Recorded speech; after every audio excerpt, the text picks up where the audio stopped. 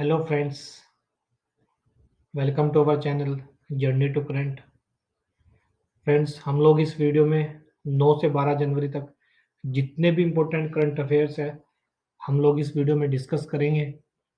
So please video का and तक देखिए और चैनल को सब्सक्राइब करिए जर्नी टू करंट और बेल आइकन दबा दीजिए। तो चलिए शुरुआत करते हैं पहले सवाल के साथ। पहला सवाल है, हाल ही में राष्ट्रीय हरित हाइड्रोजन मिशन खबरों में है, किसने इसे मंजूरी दी है? तो इसका जवाब है, प्रधानमंत्री नरेंद्र मोदी ने हाल ही में राष्ट्रीय हरित हाइड्रोजन मिशन को मंजूरी दी है। राष्ट्रीय हरित हाइड्रोजन मिशन यानी नेशनल ग्रीन हाइड्रोजन मिशन को प्रधानमंत्री मोदी ने मंजूरी दी है।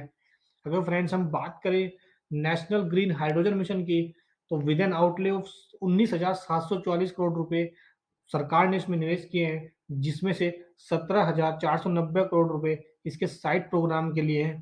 फ्रेंड्स, अगर बात करें इसके आउटकम्स की, तो फ्रेंड्स एक साल में जो हाइड्रोजन प्रोडक्शन कैपेसिटी है इसको 5 मिलियन मेट्रिक टन तक बढ़ाना है।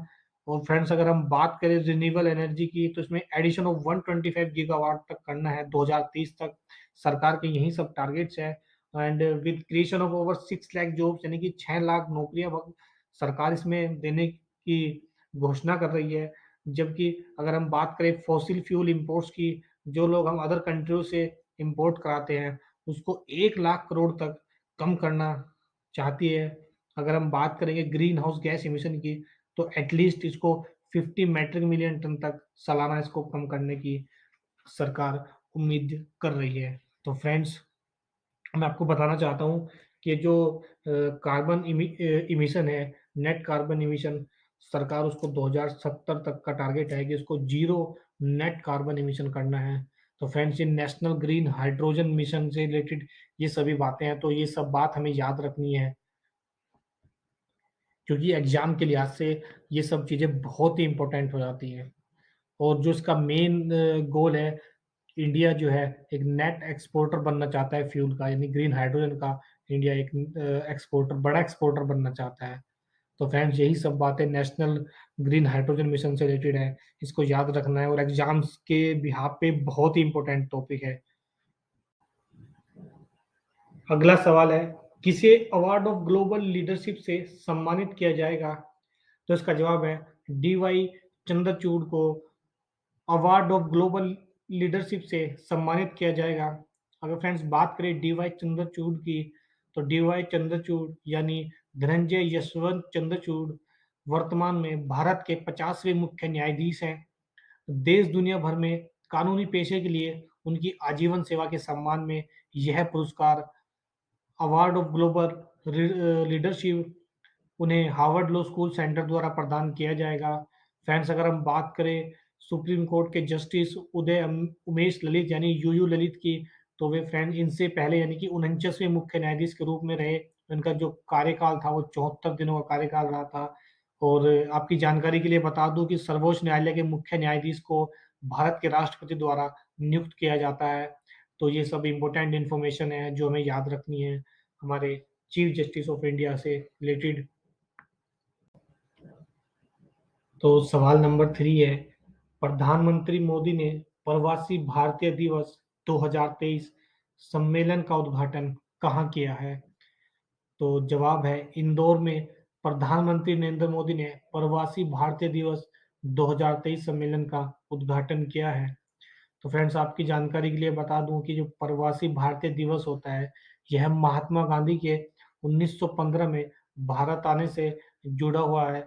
इस साल गांधी जी दक्षिण अफ्रीका से लौटे थे और उन्हें भारतीय स्वतंत्रता आंदोलन की शुरुआत की थी। फ्रेंड्स, आपको बता दूं कि प्रवासी भारतीय दिवस हर 2 साल बाद 9 जनवरी को मनाया जाता है।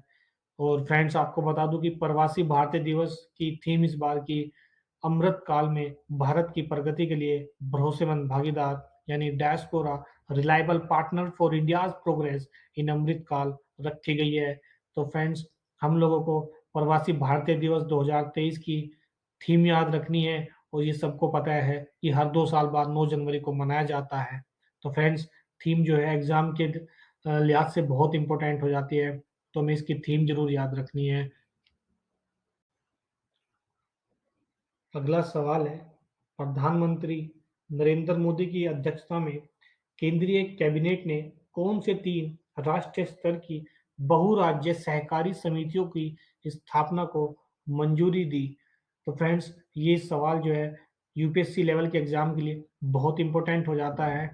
तो मैं आपको बताना चाहूंगा कि national level cooperative society for organic products, national multi state seed cooperative society और नेशनल कोऑपरेटिव एक्सपोर्ट सोसाइटी को multi state cooperative society act 2002 के तहत सरकार ने इसे मंजूरी दी है। और फ्रेंड्स, इसका गोल है सहकार से समृद्धि। तो फ्रेंड्स, हम लोगों को ये चीज़ याद रखनी है कि कौन सी 3 बहुराज्य सहकारी समितियों को प्रधानमंत्री नरेंद्र मोदी की अध्यक्षता में कैबिनेट ने मंजूरी दी है। तो friends, organic society, cooperative seed society और कोऑपरेटिव एक्सपोर्ट सोसाइटी को multi state cooperative society act के तहत 2002 के तहत इसको मंजूरी दी गई है। तो फ्रेंड्स, ये सब इम्पोर्टेंट इन्फॉर्मेशन है, ये क्वेश्चन हमें याद रखना है, एग्जाम के लिहाज से भी बहुत इंपॉर्टेंट हो जाता है। अगला सवाल है, किसने अपने करियर का 92वां टूर खिताब जीता है? तो फ्रेंड्स, इसका जवाब है नोवाक जोकोविच ने अपने करियर का 92वां टूर खिताब हाल ही में जीता है। फ्रेंड्स, नोवाक जोकोविच सर्बिया के प्रमुख टेनिस खिलाड़ी हैं और अब तक इन्होंने कुल 21 ग्रैंड स्लैम टूर्नामेंट जीते हैं। और फ्रेंड्स, हाल ही में नोवाक जोकोविच जो है वो ऑस्ट्रेलियन ओपन के भी फाइनल में पहुंच गए हैं। तो फ्रेंड्स, नोवाक जोकोविच जो है सर्बिया के एक प्रमुख टेनिस खिलाड़ी हैं और ये हमें इंफॉर्मेशन याद रखनी है। अगला सवाल है, हाल ही में नासा के नए मुख्य प्रौद्योगिकीविद के रूप में किसे नियुक्त किया गया है?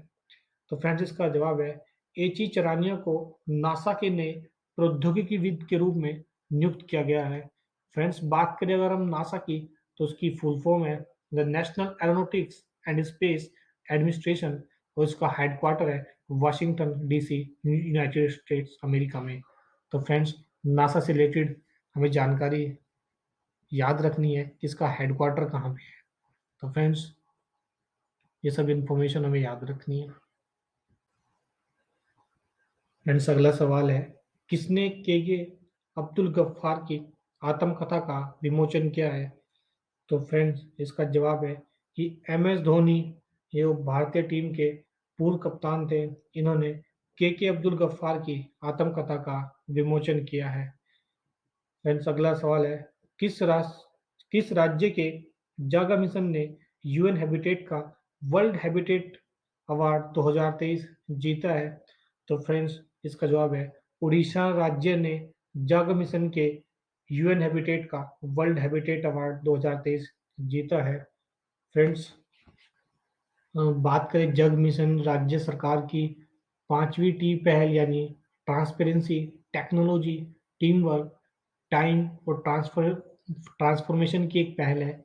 यह दुनिया का सबसे बड़ा भूमि टाइटलिंग और स्लम उन्नयन कार्यक्रम है। फ्रेंड्स, जिसका उद्देश्य है कि झुग्गी वासियों के जीवन को सशक्त बनाना है। तो फ्रेंड्स, जग मिशन की ये सारी इंफॉर्मेशन है।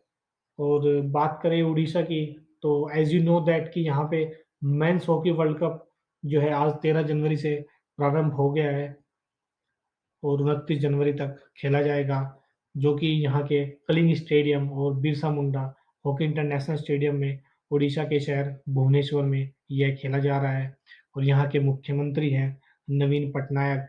तो फ्रेंड्स, ये सब इंफॉर्मेशन हमें जो है उड़ीसा के बारे में याद रखनी है, क्योंकि उड़ीसा जो है हाल ही में काफ़ी न्यूज़ में रहा है। तो फ्रेंड्स, ये सब जानकारी है यहाँ पे मेंस हॉकी वर्ल्ड कप की और जग मिशन की। तो ये जो है जानकारी हमें याद रखनी है। वर्ल्ड हैबिटेट अवार्ड 2023 जो है उड़ीसा ने जीता है। तो एग्जाम के लिहाज से सब इंफॉर्मेशन बहुत ही इंपॉर्टेंट हो जाती है। अगला सवाल है, विश्व हिंदी दिवस कब मनाया गया है? तो उसका जवाब है हाल ही में 10 जनवरी को विश्व हिंदी दिवस यानी वर्ल्ड हिंदी डे मनाया गया है। फ्रेंड्स, साल 2023 में हिंदी दिवस की जो थीम थी वो थी कि हिंदी को जनमत की भाषा बनाना, बगैर उनकी मातृभाषा की महत्वता को भूले। यानी फ्रेंड्स, ये 2023 में हाल ही में विश्व हिंदी दिवस 10 जनवरी को मनाया गया था, और उसकी जो थीम थी, जो एग्ज़ाम में से रिलेटेड बहुत इम्पोर्टेंट हो जाती है, हिंदी को जनमत की भाषा बनाना, बगैर उनकी मातृभाषा की महत्वता को भूले। फ्रेंड्स, अगर बात करें नेशनल यानी राष्ट्रीय हिंदी दिवस की, तो वो प्रतिवर्ष 14 सितंबर को मनाया जाता है। अगला सवाल है 10 दिसंबर अगला सवाल है दिसंबर 2022 के लिए ICC player of the month award किसे मिला है? तो इसका जवाब है हैरी ब्रूक और एश गार्डनर को 2022 के लिए ICC player of the month award मिला है। फ्रेंड्स, अगर हम बात करें आईसीसी की, तो इसकी स्थापना हुई थी 1975 में। और फ्रेंड्स, इसका जो सबसे सफल अब तक के जो चैंपियन है, जो सबसे ज़्यादा बार आईसीसी वर्ल्ड कप का टाइटल जीता है 50-50 का, वो ऑस्ट्रेलिया ने जीता है। और फ्रेंड्स, बात करें 1975 में जब पहली बार आईसीसी वर्ल्ड कप खेला गया था, तो वो इंग्लैंड ने जीता था। और हाल ही में वर्तमान में चैंपियन भी इसका इंग्लैंड ही है। तो ये सब जानकारी हमें आईसीसी से रिलेटेड याद रखनी है। अगला सवाल है हाल ही में 26वें राष्ट्रीय युवा उत्सव का उद्घाटन किसने किया है? तो फ्रेंड्स, इसका जवाब है प्रधानमंत्री नरेंद्र मोदी ने कर्नाटक के हुबली में 26वें राष्ट्रीय युवा महोत्सव का उद्घाटन किया है। फ्रेंड्स, अगर हम बात करें इसकी थीम की, जो नेशनल यूथ फेस्टिवल की थीम है वो है विकसित युवा विकसित भारत। और फ्रेंड्स, अगर हम बात करें कर्नाटक की, तो यहाँ के चीफ मिनिस्टर है श्री बासवराज बोमई, और यहाँ के गवर्नर है श्री थावरचंद गहलोत। तो ये सब जानकारी हमें कर्नाटक से रिलेटेड याद रखनी है। अगला सवाल है किस राज्य के राज्यपाल ने महिलाओं के लिए सरकारी नौकरी में 30% आरक्षण को मंजूरी दी है? तो फ्रेंड्स, उत्तराखंड राज्य के राज्यपाल ने महिलाओं के लिए सरकारी नौकरी में 30% आरक्षण को मंजूरी दी है। फ्रेंड्स, अगर हम बात करें उत्तराखंड की, तो यहाँ के मुख्यमंत्री हैं श्री पुष्कर सिंह धामी, और यहाँ के गवर्नर है गुरमीत सिंह।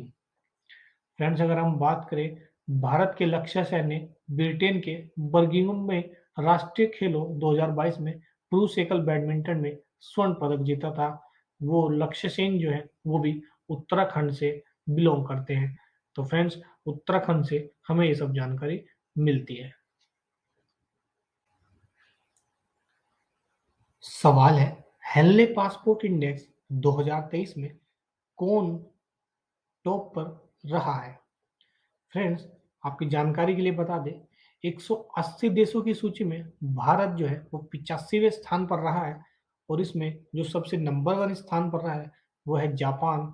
जापान जो है हेनले पासपोर्ट इंडेक्स में सबसे टॉप पर रहा है।